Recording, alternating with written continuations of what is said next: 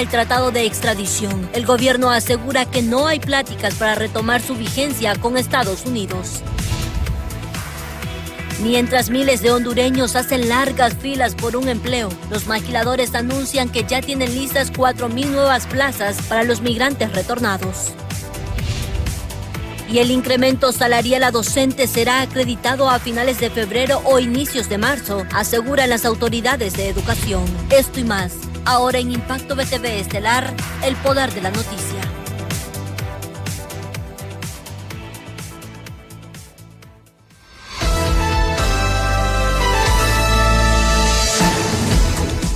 Hola, ¿qué tal? Buenas noches, bienvenidos a Impacto BTV Estelar. Soy Janet Flores, gracias por acompañarnos una vez más. Estamos listos para dar inicio a las informaciones.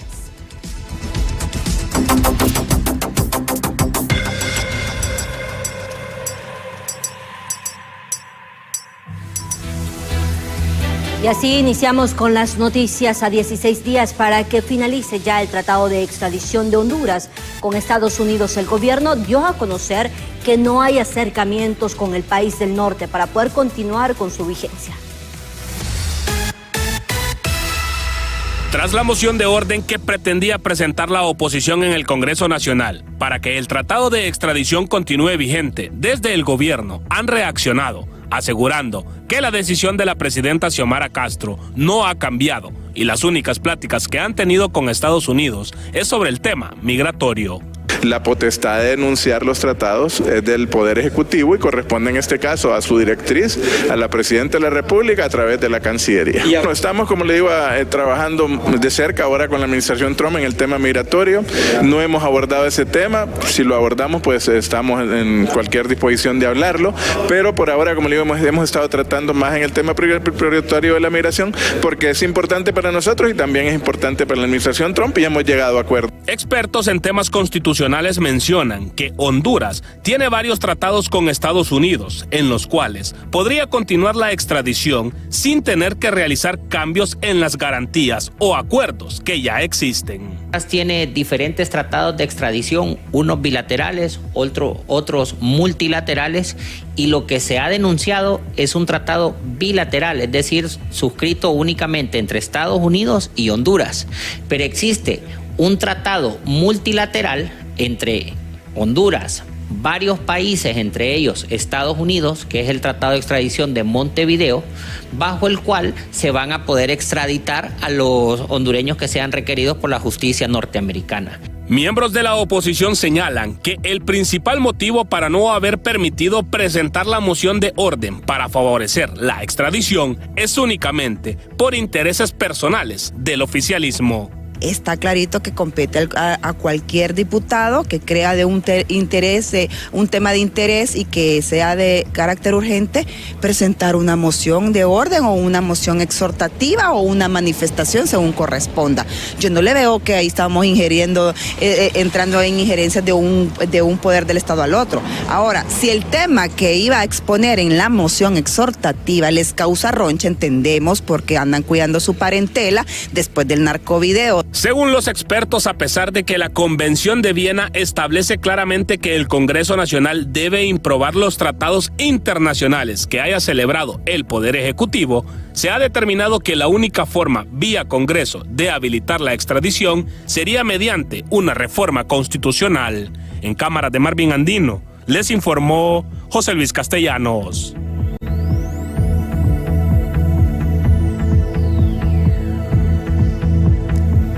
Bien, y siguiendo ya con el tema, la integrante del Partido Liberal de Honduras también se ha manifestado en torno a esta situación. Estamos hablando de Maribel Espinosa y ha dicho que Luis Redondo sigue imponiéndose como gobierno autoritario dentro del Congreso Nacional, ya que no es la primera vez que impide que se presenten ya todas las mociones de orden.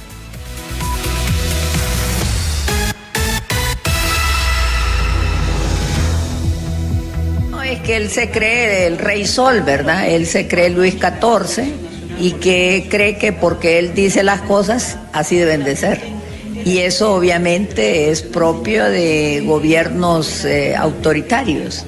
Él perdió el norte, ¿verdad? Porque él se considera encima de la ley, no bajo ella.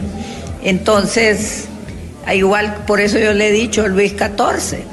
porque Luis XIV se consideraba yo soy el Estado y era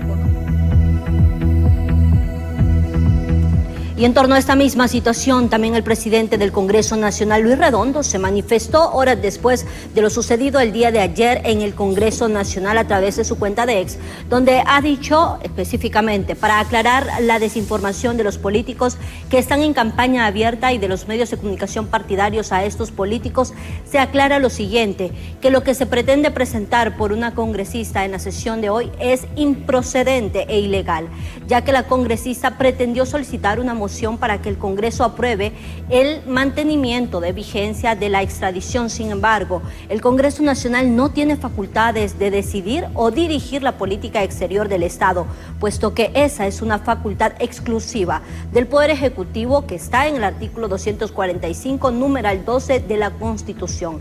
Lo que pretendió solicitar la congresista es claramente que el Congreso Nacional ejerza una injerencia al margen de la Constitución y cometa usurpación a las funciones del Poder Ejecutivo. Asimismo, esto es tan ilegal como que la Corte Suprema de Justicia elabore, apruebe e implemente una ley. Todos los abogados saben que cada poder del Estado tiene límites en sus atribuciones y la congresista está solicitando que se violenten esos límites. Y como siempre lo he sostenido, en mi condición de presidente del Congreso Nacional, no permitiré ninguna moción que violente la Constitución, que usurpe funciones de otro poder del Estado o pretendan dar golpe de Estado. Condeno el pretender usar el Congreso Nacional engañando al pueblo hondureño, ha sido lo manifestado por el presidente del Congreso Nacional, Luis Redondo, en torno a este tema.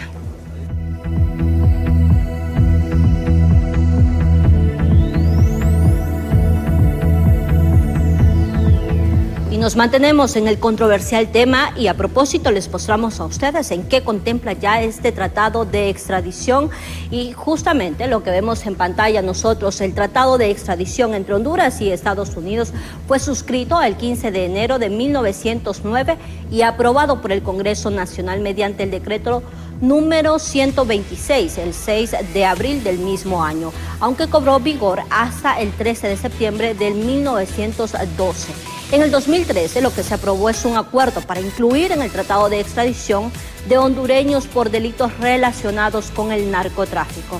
Cabe destacar también que este tratado de extradición ha permitido que muchos hondureños vayan hacia el país norteamericano después de estar relacionados con precisamente este delito por narcotráfico. Y les mostramos a ustedes que son aproximadamente 600 o 60, mejor dicho, las personas que ya han sido extraditadas bajo esta condición.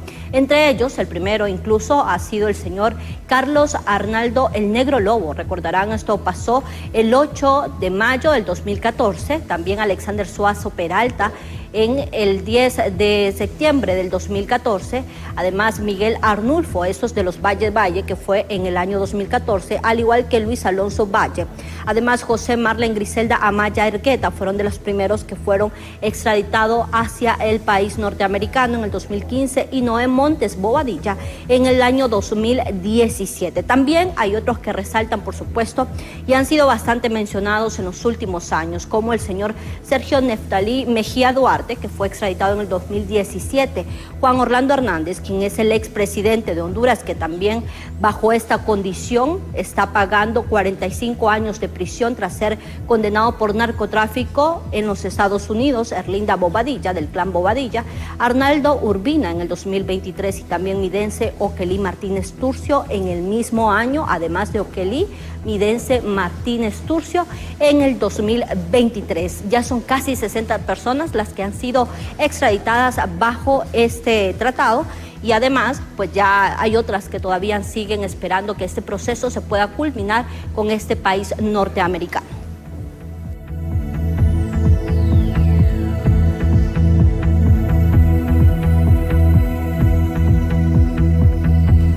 Y vamos a cambiar de tema porque las próximas rotaciones en la Corte Suprema de Justicia mantienen en suspicacia a la población sobre si respetarán o no el orden de las coordinaciones, ya que diferentes actores políticos señalan que de no hacerlo podría generarse un impacto negativo en la estabilidad jurídica del país.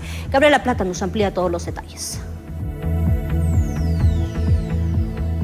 A poco para que se desarrollen las rotaciones en las diferentes salas de la Corte Suprema de Justicia, los magistrados afirman estas se llevarán a cabo sin ningún tipo de alteración en el orden de precedencia. De hecho, en el pasado la que captó mayor interés fue la Sala Constitucional, donde Wagner Vallecillos asumió la coordinación en lugar de Luis Fernando Padilla. En su momento lo decidirá el Pleno, pero la posición particular es que se respete, ¿verdad? Sin embargo, en el Pleno se discute al respecto y en el Pleno cada quien vierte sus opiniones. Por otro lado, la presidenta del Poder Judicial, Rebeca Raquel Obando, coincidió en que también se respetarán el orden de las coordinaciones conforme a ley, mientras sociólogos consideran es lo más acertado, pese a que son muchos los intereses que se juegan. A la espera de que la palabra se cumpla, nada más, no puedo especular lo que va a pasar.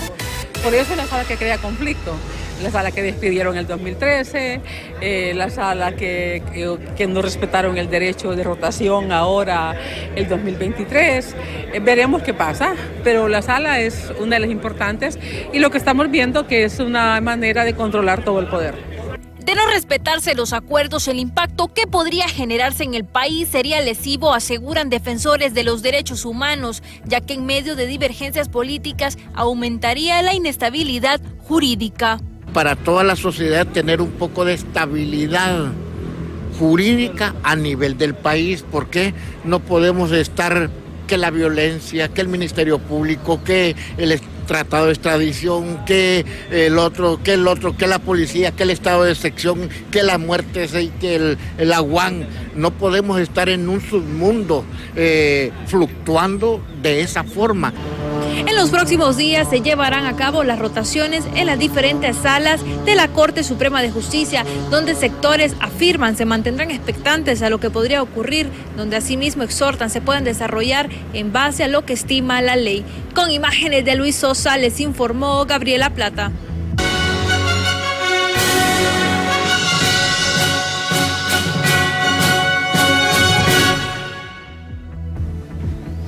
Y cambiamos completamente de tema. A 23 días para las elecciones primarias y el 30% de los centros de votación no cuentan con las condiciones adecuadas, por lo que expertos aseguran la situación genera desconfianza e incertidumbre. De 5.000 centros de votación habilitados en el país, más de 1.700 no cuentan con energía y conectividad, situación por la que expertos advierten que en estas regiones no se podrían implementar sistemas tecnológicos para ejercer de forma transparente el sufragio. Eso lo que quiere decir es que no va a haber posibilidad de poner a trabajar el TREP allá, no habría posibilidad de conectar los lectores biométricos y una vez conectados, digamos que tienen batería, pero no se pueden conectar porque no hay internet. Entonces, nosotros hemos estado insistiendo.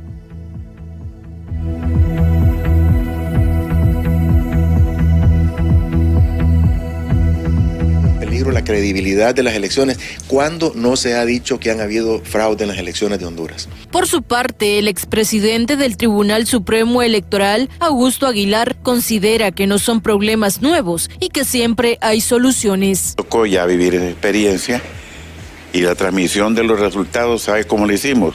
Por medio de un teléfono móvil que le pusimos a cada mesa y por teléfono dieron la información a las 10 de la noche, teníamos ya el 80% del conteo.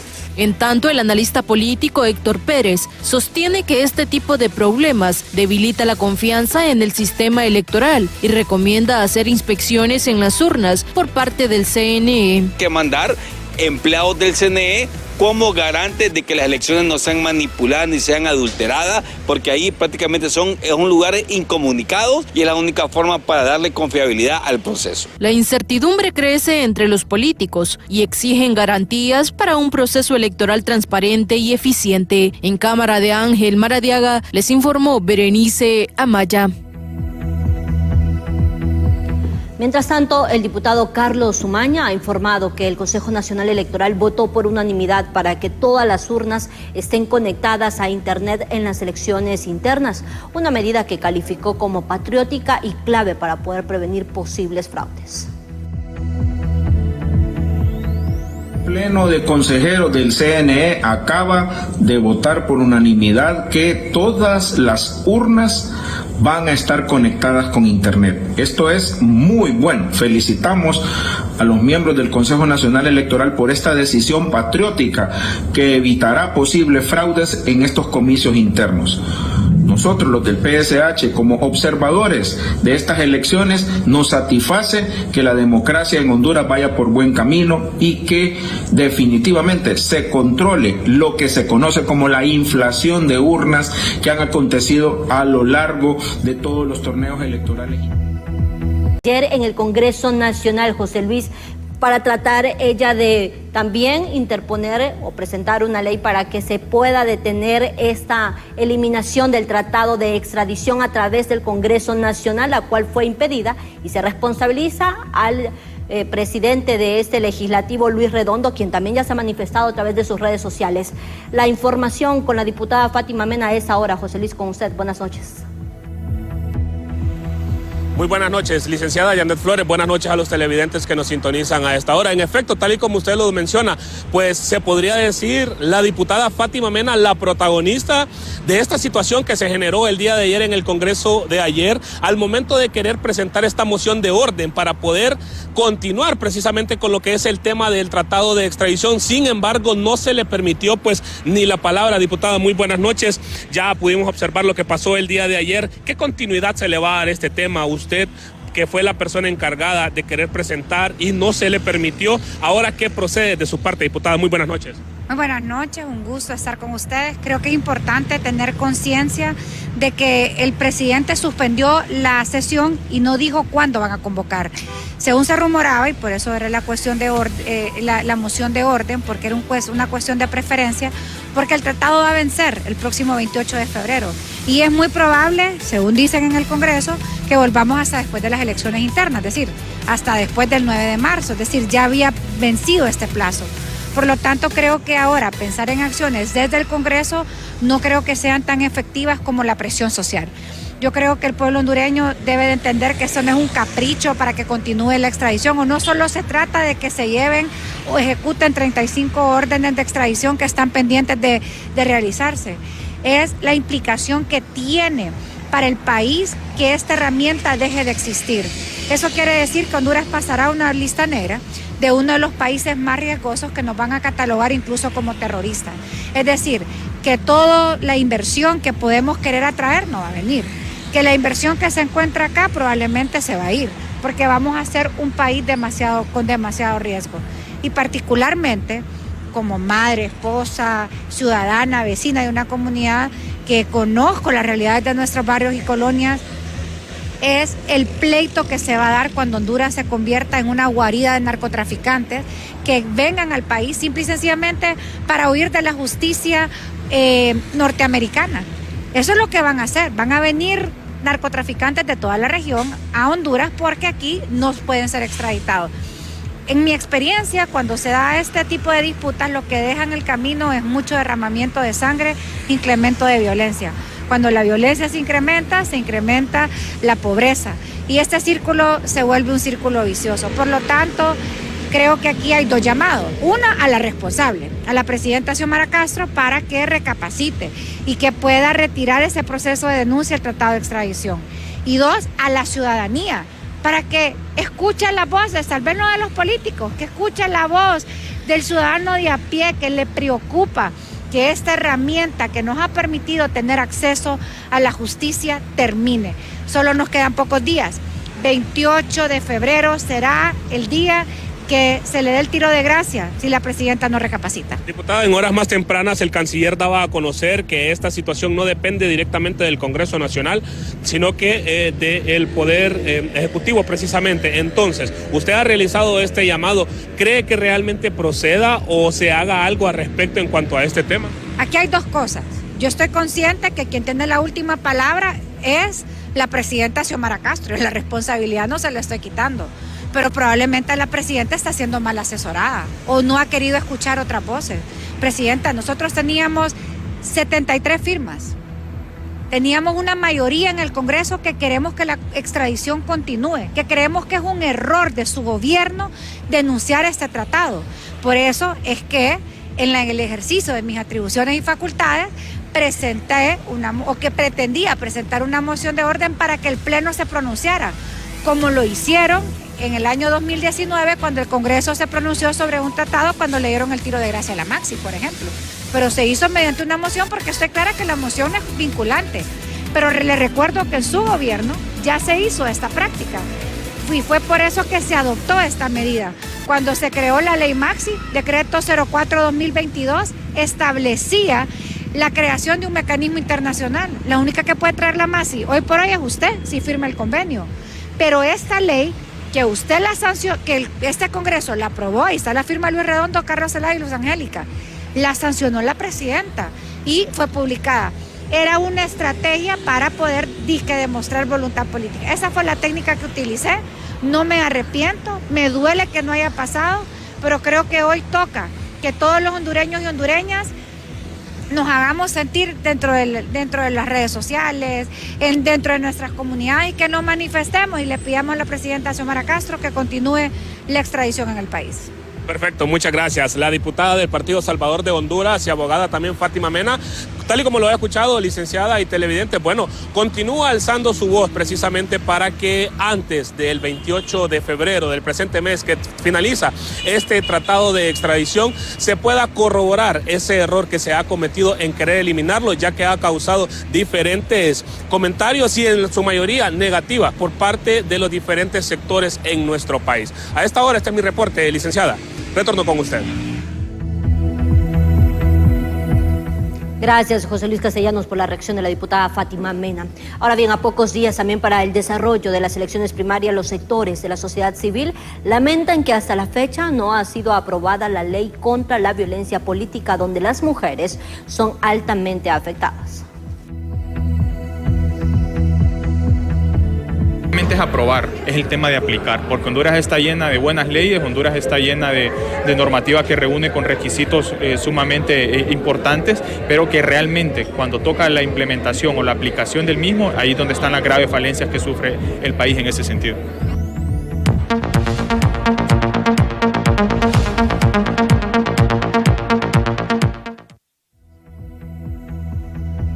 Cambiamos completamente de información. El mal clima de inversiones derivado de las malas políticas públicas de los diferentes gobiernos ha provocado que en Honduras no se creen los empleos necesarios para poder cubrir la demanda. De hecho, cada año son más de 150,000 personas las que ingresan al mercado laboral. Bajo el programa del gobierno Hermana, Hermano Regresa a Casa, el sector de la maquila tiene listos 4,000 empleos para contratar de manera inmediata a hondureños retornados de los Estados Unidos, según el presidente de la Asociación Hondureña de Maquiladores. Se han identificado 4,000 puestos de trabajo de forma inmediata en las cuales se va a estar trabajando con ellos, nomás regresen, se les va a estar atendiendo, se van a estar tomando sus datos y se van a estar viendo con las empresas para que puedan tener un trabajo casi de forma inmediata. Esto es en adición al trabajo que puede requerir cualquier hondureño que no ha logrado conseguir un empleo, pero que también hay oportunidades para ellos dentro de la maquila. El secretario del Trabajo y Seguridad Social asegura que junto al sector privado están generando oportunidades de trabajo reales para los connacionales que están siendo deportados del país de las barras y las estrellas. Empleos reales, no estamos aquí hablando de cifras ficticias o especulativas. Estos son empleos reales, pero en el transcurso del mes se va a anunciar una nueva, fuerte y masiva contratación en algunos sectores. Pero en esto somos reservados, queremos que se concrete y se va a anunciar en su debido momento. Los datos de las nuevas plazas de trabajo que anunciamos son ya existentes, donde ya se está contratando gente. El canciller de la República, quien encabeza el programa para catrachos repatriados, asegura que en poco tiempo, con el apoyo de la empresa privada, han logrado identificar puestos de trabajo para los hondureños retornados. Yo creo que lo más importante destacar de aquí, de hoy y de todo este proceso es esta alianza estratégica con el sector privado. Y de ahí van a salir los empleos. O sea, es un proceso, pero ya en 2 semanas de conversaciones, en 3 semanas, se han identificado cerca de 5,000 empleos. Y yo creo que eso es muy importante. y adicionalmente los que se puedan lograr. El canciller de la República asegura que en la primera semana del mandato del presidente Donald Trump, al país llegaron 5 vuelos privados y 2 militares. En la segunda semana, 6 privados y en esta semana ya van 7 vuelos privados y 2 militares. Y vía terrestre han llegado al país 5 buses para un total de 2.863 hondureños retornados de la frontera sur de los Estados Unidos. En cámara, Jesús Sánchez les informó Luis Durón. Mientras tanto, con la esperanza de encontrar una oportunidad laboral, alrededor de 300 personas esperaron largas horas en los alrededores de las maquilas de San Pedro Sula. Unos regresaron a casa con buenas noticias y otros les tocará seguir insistiendo.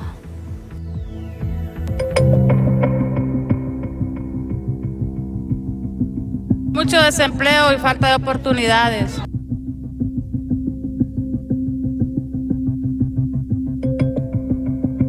Y no hay nadie que le eche la mano allá adentro, no viene a nada. Estas palabras evidencian la dura realidad que viven miles de hondureños desempleados. Junto a Carolina Chica, llegaron también muchas personas a hacer largas filas al Parque Industrial Arena, ubicado en la 33 calle, deseosas de una oportunidad laboral, y aunque saben que la demanda es alta y la oferta poca, se aferran a la esperanza de regresar a casa, con un sí como respuesta. Yo soy madre soltera, me dedico al negocio en mi casa para poder mantener a mis 2 niñas, porque el papá de mis hijas ya murió, ¿verdad? Entonces yo hago ventas en mi casa y así he podido sobrevivir. Pero la falta de empleo es aquí y en todas partes. No hay oportunidades de empleo por lo menos yo ya tengo 40, a mí me cuesta ir al trabajo, ya tengo experiencia, no me dan trabajo, solo por mi edad. A estos hondureños con hambre de superación no les importa cuántas horas deben esperar o qué área les puede asignar, con tal de obtener dignamente sus ingresos económicos y llevar alimentos a sus hogares. Yo estoy desde las 4 de la mañana y metieron 100 personas y mientras ellos no hagan la fila no nos van a dar los tickets para venir el lunes. Yo trabajé en Gildan y ya tengo experiencia de saber por lo menos 3 máquinas. La falta de oportunidades es lo que lleva a estas personas a recurrir a la industria maquiladora por ser la más amplia en el mercado a pesar de la crisis. Es una cuestión que se da todos los años. A comienzos de año todo el mundo se quiere enrolar en las empresas para poder tener un ingreso. Y entonces se da eso principalmente los días lunes, donde hay mayor aglomeración de personas tratando de buscar una oportunidad de empleo. Y a veces esas oportunidades no hay tanta oferta para la demanda, ¿verdad? Entonces muchos trabajadores se vienen un poco frustrados más de lo que iban al no poder encontrar una oportunidad de empleo. Lastimosamente, según la Asociación de Maquiladores, se han perdido 17.820 puestos de trabajo en los últimos meses, por los que luchan para poder reactivar estas plazas. Para Impacto BTV Estelar, informó Cristina Escobar. La Asociación Hondureña de Maquiladores de Honduras ha informado que tienen ya 4.000 empleos de contratación inmediata para todos los hondureños inmigrantes retornados.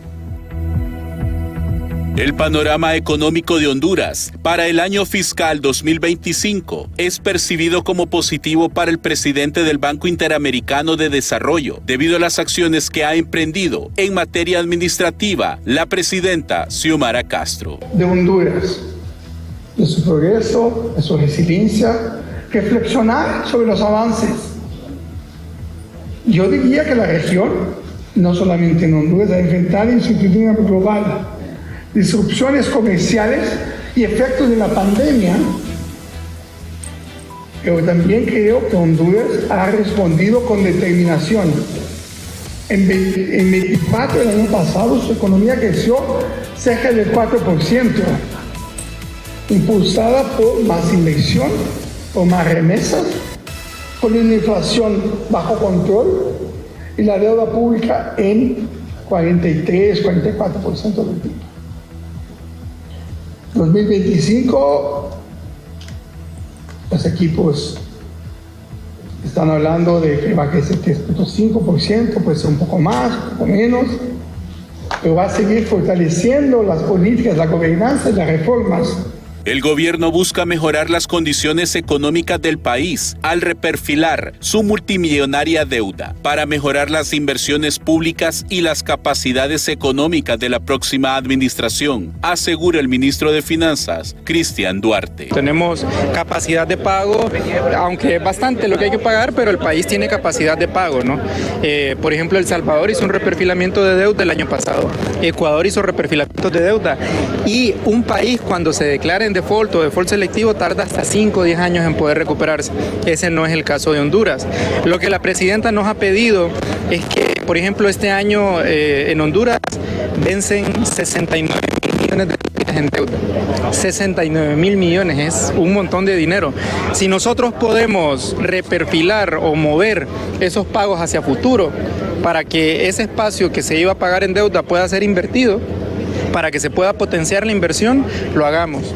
Nosotros estamos en esas pláticas con diversos organismos multilaterales. Mientras para economistas, el mayor problema de la administración actual es la tardanza en el desarrollo de proyectos de beneficio público y privado. ¿Qué es lo que pasa? Por eso es que tenemos que ser bastante cuidadosos a hacer este tipo de apreciaciones, porque en términos de 3 años, digamos, o 4 años de gobierno que va a hacer ya con el cierre de este próximo año, a veces es difícil tratar de rescatar todo un proceso anterior. Entonces, es ahí también, como políticos, no tenemos que levantar demasiado expectativas porque sí esperamos que al final las solucionen. Porque esa es la evaluación que uno hace, ¿cumplió o no cumplió? Esta reperfilación de la deuda oscila en los 20 mil millones de dólares entre deuda externa e interna, lo cual buscarán la sostenibilidad de la economía a futuro. Con cámaras de Walter Pérez, les informa César Euseda.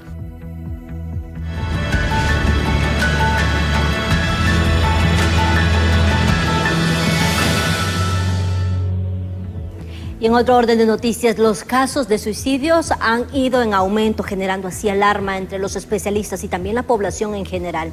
Los factores como la crisis económica, el desempleo, los problemas de salud mental y la falta de acceso al apoyo psicológico han sido señalados como las causas principales de este preocupante hecho.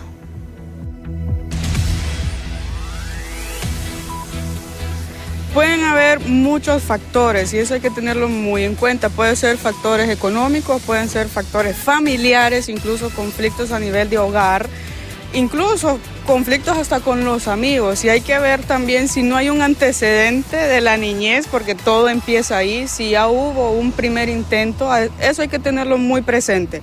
La salud mental es una prioridad desde que estamos muy pequeños, entonces los chiquititos de casa, padres de familia, presten mucha atención. Los niños, los adolescentes dan señales, hay señales, pueden haber muchos factores y hoy en día también las redes sociales son un impacto para este tipo de actos. Entre el 2020 y el 2024 se registraron aproximadamente 2.000 casos, ¿verdad?, de suicidio, tomando en cuenta también que el 38 más o menos % de las personas a nivel mensual teníamos casos a nivel de suicidio y realmente es muy alarmante. Esto es una señal de que debemos de priorizar la salud mental. La salud mental es importante, hay que priorizarla, no le tengan miedo al psicólogo, créanme que realmente tener paz mental nos equilibra todo lo demás y esto puede evitar que suframos una crisis de depresión, una crisis de ansiedad e incluso llegar al acto del suicidio. Bien, y por otra parte, ante la cancelación del préstamo destinado a los hospitales en el hospital, el embajador de España en Honduras, Diego Nuño, ha afirmado que no existió acercamiento entre la nación para poder conocer el por qué se dio esta situación. El presidente del BID le dijo a la presidenta que no se iban a cumplir, nos mintió a nosotros. El presidente del BID nos mintió y me parece desleal, porque nadie se puso en contacto con nosotros, nadie nos dijo nada. Y el gobierno tampoco. Por cierto, el gobierno en ningún momento intentó pedir explicaciones a nosotros o manifestarnos sus dudas, nunca. Y de hecho tampoco tuvimos una comunicación oficial de la cancelación de este préstamo. Nosotros recibimos a principios de septiembre una carta de la entonces ministra de Finanzas, Lexi Moncada, pues pidiendo un redireccionamiento del préstamo. Pero oficialmente nunca tuvimos una comunicación de esta cancelación, ¿no? Entonces eso por una parte. Por otra parte también se ha hablado de que España no tenía los fondos. Hombre, evidentemente que nosotros teníamos los fondos, porque si no tuviéramos los fondos, pues no podríamos estar hablando del proyecto de la carretera La Ceiba-Trujillo, ¿no? Otra cosa es que es verdad que había un proceso electoral en 2023 en España en ese momento y que eso hubiera retrasado la aprobación, ¿no?, del desembolso de este préstamo, y eso hubiera retrasado pues un par de meses, pero eso hubiera sido todo. Creo que no se puede decir que este préstamo pues no iba a tener éxito porque no había gobierno en España y que todavía no hay gobierno en España, ¿no?, como dijo el ministro Pineda. Pues sí hay gobierno en España. Hay un gobierno, digamos que está, un gobierno de coalición que está en minoría, que gobierna con pactos puntuales con otros partidos, pero gobierna. Porque decir que no hay gobierno en España es como si yo digo que no hay gobierno en Honduras. Y siempre en temas sanitarios, la doctora Agleda Gutiérrez, directora del Hospital Leonardo Martínez, ha denunciado un sabotaje en la red de oxígeno, lo que pone en peligro a los pacientes del centro asistencial.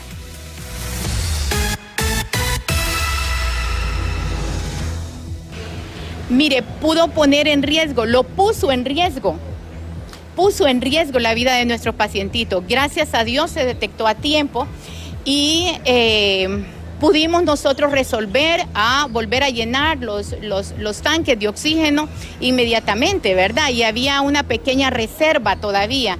Eso es lo que nos valió, pero igual ahí tenemos respaldo siempre. Hay otros sistemas donde nosotros en una emergencia resolvemos, pero ese no es el hecho. El hecho es de que más que un sabotaje es un acto criminal. Estar pensando en destruir a un sistema que se necesita para mantener la vida de otros seres humanos, a los recién nacidos, a las mamás, a las pacientes puérperas que acaban de tener una cesárea, si ellas necesitan oxígeno, es de ahí donde se suple, ¿verdad? Ese tanque de oxígeno nos costó 15,000 lempiras y se fue en un día, cuando normalmente se nos va en una semana. Pero más que eso, más que un valor económico, es el riesgo al que están sometidos nuestros pacientes y nosotros no podemos permitir que eso continúe. Por esa razón estamos interponiendo la denuncia. Cambiamos completamente de tema. Escuche bien usted, a partir de los últimos días de febrero, el sector magisterial comenzará ya a recibir el incremento salarial anunciado por el Estado, según lo dijeron las autoridades de educación. Esto como parte del proceso que, en base a ley, debe ser aplicado. Los atrasos en el pago de incrementos salariales a docentes anunciados por el gobierno han sido confirmados por el viceministro de Educación, quien mencionó que no es un proceso automático, por lo que para finales del mes de febrero serán cancelados los que aún están pendientes. Bueno, precisamente el tema salarial a nosotros como gobierno, tanto Secretaría de Educación como Finanzas, es un tema que ya está culminado. Ya hemos hecho los pagos correspondientes y los depósitos a cada uno de los bancos, y los bancos han hecho su labor, pagándole a los compañeros docentes. A estas alturas no hay ningún atraso, no hay ningún pretexto para no estar en el aula de clase, y mucho menos para hacer protesta alguna, ¿verdad? Porque nosotros sabemos y estamos seguros que los pagos ya se realizaron.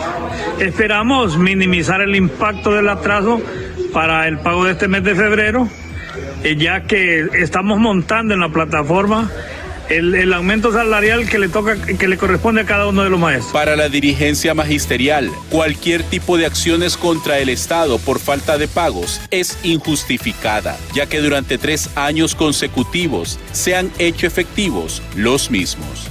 Hemos tenido 3 aumentos salariales consecutivos muy sustanciales. Nunca vamos a recuperar los aumentos que no nos hizo la narcodictadura. Eso va a ser imposible. Tampoco es de aspirar como docentes que la labor te la van a compensar con un salario, pero sí debemos reconocer que no ha habido necesidad de recurrir a la calle para poder tener estos aumentos salariales. Y a donde hemos tenido dificultad ha sido precisamente en el Congreso Nacional, donde malos diputados se han negado a aprobarle un presupuesto donde estaba contemplado el aumento salarial. Por otra parte, se han mejorado las condiciones pedagógicas de centros educativos en el país, mencionan docentes, así como otras acciones en beneficio de la educación pública. Tatumla hemos tenido un avance significativo en todo lo que es infraestructura de todos los centros educativos en los 3 niveles, tanto de prebásica, el nivel básico y en el nivel medio. También existen otros centros que se llaman CEPREC, centros comunitarios, que abarcan las edades comprendidas de 3, 4 y 5 años en el nivel de prebásica y los CEPREP.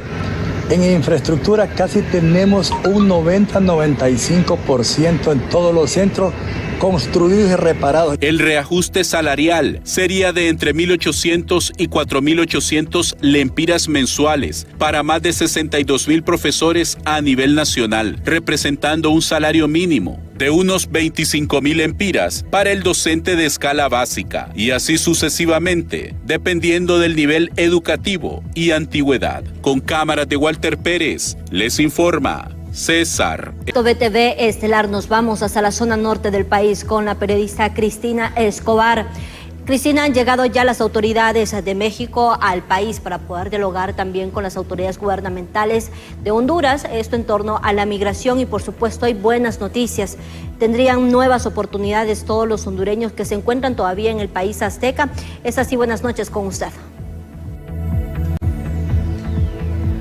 En efecto, compañeros, en Estudios de Impacto BTV somos todos. En este preciso momento, en esta hora de la noche, estamos junto al cónsul Héctor Amador, cónsul de Honduras en México, para conocer todas estas relaciones que ustedes han mantenido con la República Mexicana. ¿A qué punto ustedes han llegado? Sí, buenas noches, un saludo a todos sus televidentes. Sí, nos hemos reunido, he acompañado desde México al titular del Instituto Nacional de Migración, al comisionado Francisco Garduño, para coordinar los retornos con las autoridades hondureñas de compatriotas que están allá, que quedaron varados con la cita esta de CBP One luego de que la misma fue cancelada por el gobierno de los Estados Unidos. Entonces, de manera voluntaria, varios compatriotas se están retornando a territorio hondureño. Más bien, quedan muy pocos con nacionales allá. Algunos de manera voluntaria lo están haciendo entregándose a las estaciones migratorias. Nosotros los canalizamos a través de los consulados y vienen estos vuelos humanitarios. Hoy llegaron 145. Más bien las autoridades mexicanas nos están pidiendo que si nosotros damos el visto bueno para que se puedan hacer vuelos conjuntos entre guatemaltecos y hondureños, porque realmente que hay muy pocos hondureños ya en las estaciones migratorias, casi no hay nadie, hay poca gente. Los vuelos la cantidad de deportaciones van a ir disminuyendo conforme van pasando los meses. Ustedes les están permitiendo que estos hondureños se puedan quedar en el país de México. ¿Cómo son estas medidas? Están surgiendo propuestas luego de que han quedado varios hondureños, hay mano de obra. Entonces están surgiendo propuestas de algunas empresas. Ahorita hay una propuesta de una empresa de Monterrey que está ofreciendo 10,000 empleos para migrantes. Entonces nosotros con la red consular de Honduras en México nos estamos moviendo para conseguir empleos para nuestros compatriotas que están cambiando ahora el sueño americano por el sueño mexicano. Se quieren quedar y pues tenemos la promesa por parte del gobierno de México de regularizar a nuestros compatriotas y darles permisos temporales de trabajo, y podrían aplicar a una plaza y quedarse laborando en territorio mexicano. Muy bien, buenas noticias también por parte de nuestros compatriotas que deciden quedarse en México. Ya escucharon ustedes al cónsul de Honduras en México, Héctor Amador, sobre esta oportunidad de empleo allá en tierras mexicanas. Con esta información retornamos a estudios principales de Impacto BTV Estelar. Somos todos. Gracias, Cristina, por esta información. Ahora bien, varios hechos delictivos se han registrado también en el país. El periodista Walter Pérez con el resumen.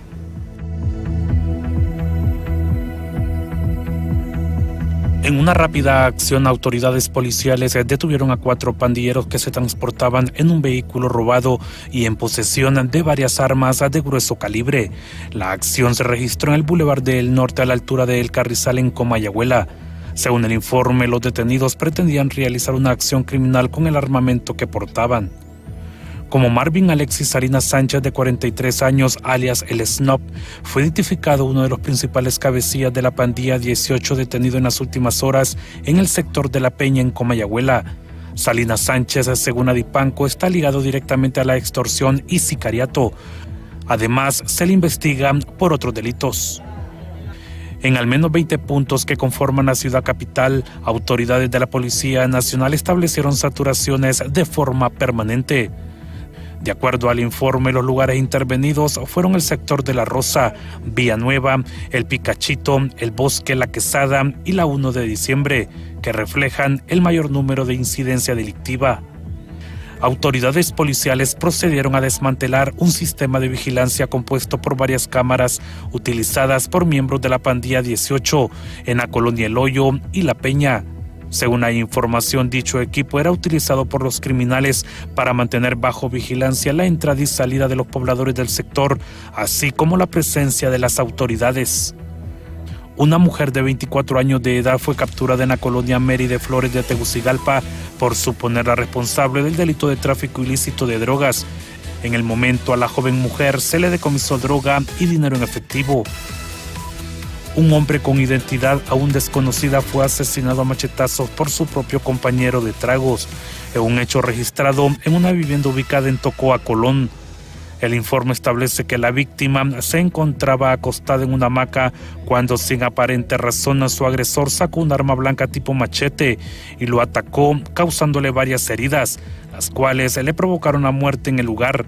Datos preliminares indican que el responsable se encontraba bajo los efectos del alcohol y las drogas.